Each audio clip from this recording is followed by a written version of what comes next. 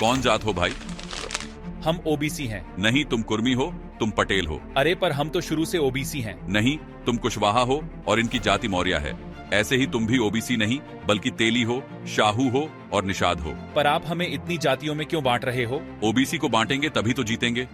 ये जो पूरी बातचीत आपने अभी सुनी, ये राहुल गांधी का ओबीसी बंटवारे का वो प्लान है जो गांधी परिवार कांग्रेस की मीटिंग में डिसाइड हो चुका है। जी हाँ, आपका सवाल हो सकता है कि राहुल गांधी भला ऐसा क्यों करेंगे? इसके दो सीधे कारण हैं। पहला कारण सिंपल है कि राहुल गांधी हिंदुओं को सिर्फ एससी, एसटी, ओबीसी में बांटने के परिणामों से संतुष्ट नहीं है। वो उन्होंने हरियाणा चुनाव परिणामों से समझ लिया है, जहां बांटने की लाख कोशिश के बावजूद भी कांग्रेस को ओबीसी वोट नहीं मिला। दूसरा कारण है कि राहुल गांधी अब ओबीसी समाज की ताकत से परेशान हो चुके हैं। दरअसल 1990 में अलग अलग पिछड़ी जातियों को एक वर्ग ओबीसी में लाकर आरक्षण दिया गया, तो ये समाज स्वयं में सबसे अधिक संख्या वाला वर्ग बन गया और इसका सियासी समीकरण ये बैठा कि तब से लेकर आज तक कांग्रेस को लोकसभा चुनावों में कभी बहुमत ही नहीं मिल पाया। बहुमत तो छोड़िए, 250 का आंकड़ा कांग्रेस पार नहीं कर पाई। और इससे बुरा कांग्रेस के साथ ये हुआ कि हमारे पीएम नरेंद्र मोदी भी ओबीसी हैं, इसलिए ये वर्ग प्रधानमंत्री को अपने लीडर के रूप में देखता है। अब कांग्रेस समझ गई है कि ऐसे ही चलता रहा तो राहुल गांधी के प्रधानमंत्री बनना तो नामुमकिन है। इसलिए ओबीसी जातियों को एक दूसरे के खिलाफ खड़ा करो और ऐसा विभाजन करो कि समाज में ये जातियां एक दूसरे की दुश्मन बन जाएं। कुर्मियों को ओबीसी से अलग करो, जो कुशवाहा है उन्हें पटेल समाज से लड़वाओ। ओबीसी समाज के लिए डरावनी बात यह है कि राहुल गांधी ने बांटो और राज करो मॉडल का प्रयोग भी शुरू कर दिया है। सबसे पहले टारगेट बनाया गया ओबीसी आरक्षण। कांग्रेस ने ओबीसी आरक्षण के भीतर बंटवारे की मांग की है, जिससे यादव, कुर्मी, गुज्जर, कोली और कोयरी जैसी जातियों के बीच आरक्षण के लाभों को लेकर आपस में झगड़ा पैदा कर दिया।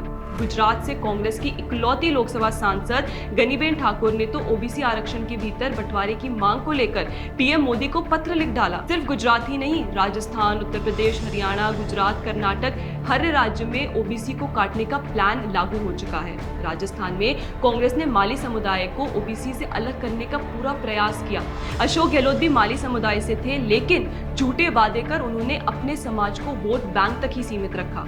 माली समुदाय के बीच कांग्रेस ने विशेष ओबीसी कोटे की बात सिर्फ इसलिए की ताकि अन्य ओबीसी जातियों जैसे जाट और गुज्जर के बीच नाराजगी पैदा हो जाए। बिहार में कांग्रेस और उसके सहयोगी दलों की राजनीति के चलते कुर्मी और कोयरी समुदायों के बीच आरक्षण में हिस्सेदारी को लेकर मतभेद उभरे, जिसके चलते अब इन दो प्रमुख ओबीसी समूहों के बीच खटास बढ़ गई है।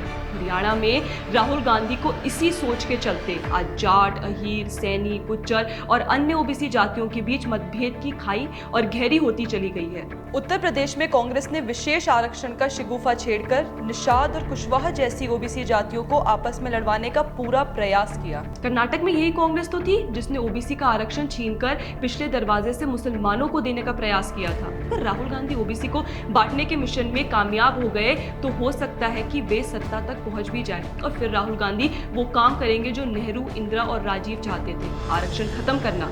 राहुल गांधी ओबीसी समाज का आरक्षण ही खत्म कर देंगे ताकि पहले की तरह उन्हें सत्ता तक पहुंचने में कोई मुश्किल ना बनी रहे। एक तरफ ये विभाजनकारी ताकतें हैं और दूसरी तरफ मोड़ घाटी समुदाय से आने वाले प्रधानमंत्री मोदी हैं, जो लगातार जाति के आधार पर समाज में दरार पैदा करने और देश की एकता को खतरा पहुंचाने वाली इन ताकतों से लड़ रहे हैं। प्रधानमंत्री मोदी की इस बात को ध्यान से सुनिए और आप स्वयं तय कीजिए कि बांटने वालों का साथ देना है या सेफ रखने वालों का। इसलिए मैं कहता हूं, एक है तो सेफ है, एक है तो